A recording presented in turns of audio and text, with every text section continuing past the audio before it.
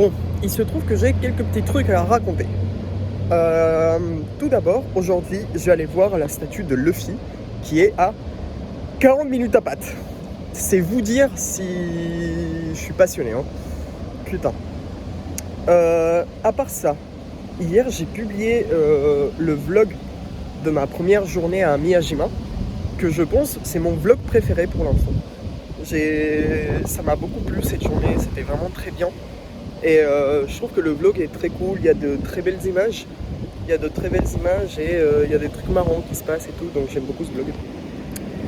Et en fait, mes vlogs, je les publie à 3h du mat au Japon. Genre, je programme les vidéos pour qu'elles se publient à 3h du mat au Japon. Parce que comme ça, en France, il est genre 19-20h, tu vois.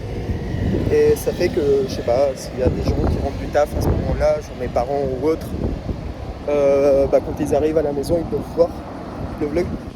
Et sinon, autre chose importante, l'hôtel dans lequel je suis en ce moment, comme vous l'avez vu dans le vlog d'hier, c'est un capsule hôtel. Et il se trouve que il n'y a pas de douche, c'est un sento. Alors, tout ce que j'ai dit hier de ouais, ça me gêne d'être nu devant des inconnus, c'est toujours vrai. Mais toutes les personnes qui m'ont dit la gêne au début elle passera, c'est un peu vrai aussi. C'est un peu vrai aussi. Quand t'es entouré de boue et que tu te rends compte que tout le monde s'en fout, voilà, c'est sympa en vrai. C'est rigolo. En fait, c'est ludique. Si je devais décrire le Japon, je dirais que c'est un pays ludique. Je trouve que comment tout est réfléchi et fait pour que tous les trucs soient ludiques tout le temps. Genre la bouffe. Regardez, c'est joli.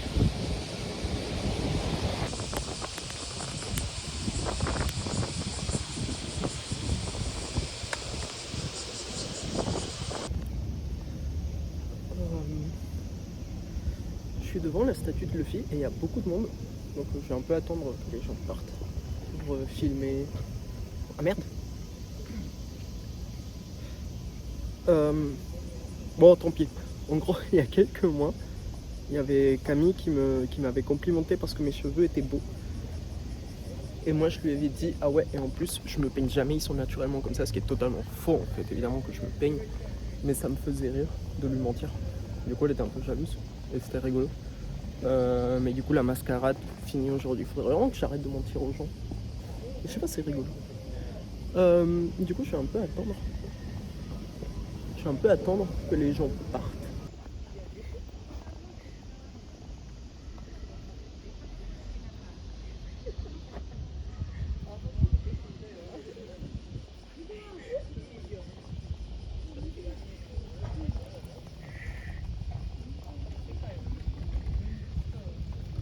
On a la même taille de main.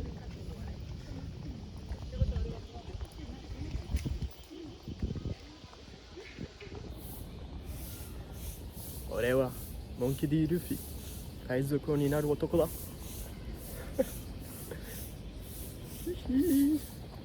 Avec le ref. Ça me fait un peu rire parce que la statue elle est juste devant la préfecture, en fait, enfin le bâtiment de la préfecture de Kumamoto. Et il est genre 11h20, 11h30 et du coup il y a plein de bougs qui sont juste en train de sortir pour aller manger ou quoi.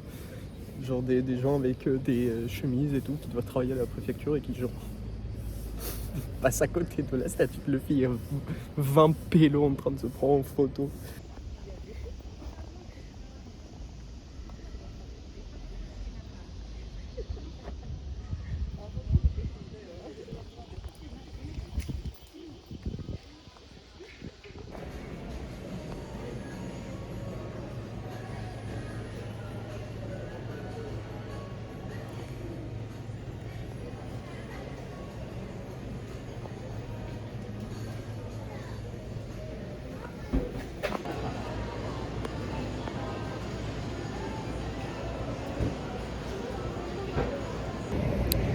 Du coup, le petit ourson que vous venez de voir, c'est la mascotte de Kumamoto. Il faut savoir qu'au Japon, beaucoup de villes ou juste de lieux célèbres ont des mascottes attitrées. Par exemple, quand j'étais allé à la Tokyo Skytree, dans le vlog où je suis dans la Tokyo Skytree, il y a cette femme avec un peu des cheveux en soleil. Bah ça c'est la mascotte de la Tokyo Skytree. Et du coup la mascotte de Kumamoto c'est un ourson qui est très connu dans le Japon parce que c'est un peu la mascotte la plus kawaii du Japon. Et Kumamoto en fait, les kanji, Kuma ça veut dire ourson et moto ça veut dire plein de trucs. On va dire que ça veut dire origine ou vieux ou nique ta mère. Et du coup ils ont pris du coup l'ourson comme emblème, comme mascotte de la ville. Et voilà. Je pense qu'il faut surtout ne pas trop y réfléchir. Je veux dire, il y a sûrement une explication, il y a sûrement des linguistes qui peuvent te répondre, mais c'est pas... Enfin, moi ça m'intéresse pas quoi. Genre, Châteauroux, pourquoi ça s'appelle Châteauroux? Bah, je m'en bats les couilles.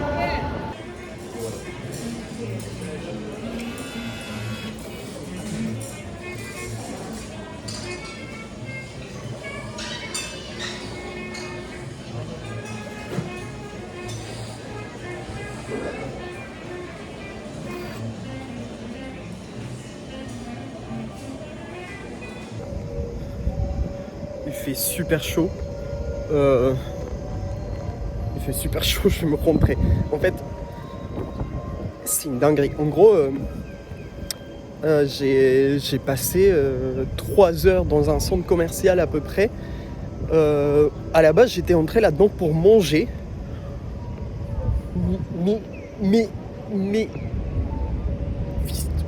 Mais à la base, j'étais entré là-dedans pour manger.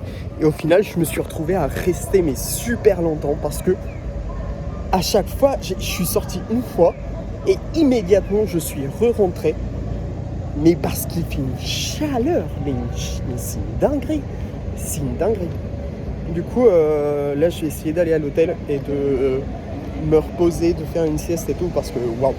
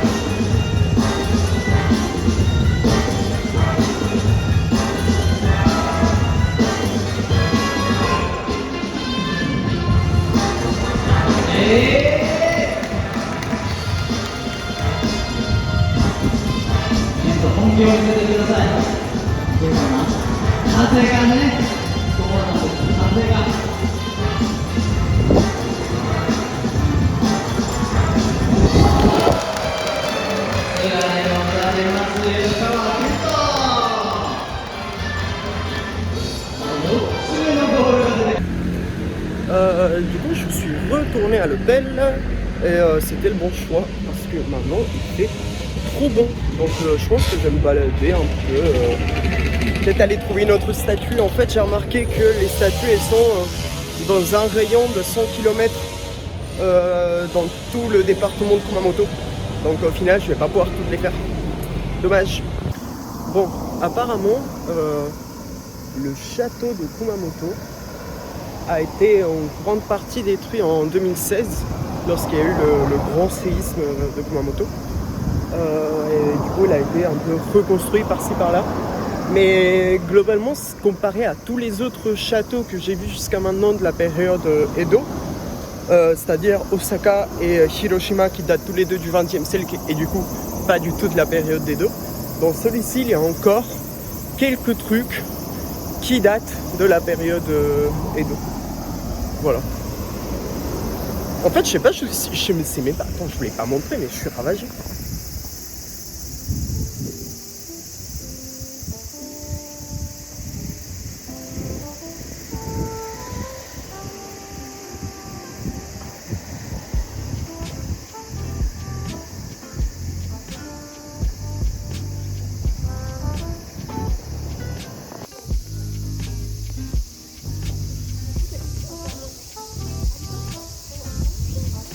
Et du coup, comme vous pouvez le voir, là, il y a les pierres qui servent à la réparation des murs du château. Et là, on peut clairement voir qu'il y a une bâche ici. Et donc, il n'a pas été fini de réparer, et du coup, on ne peut pas entrer.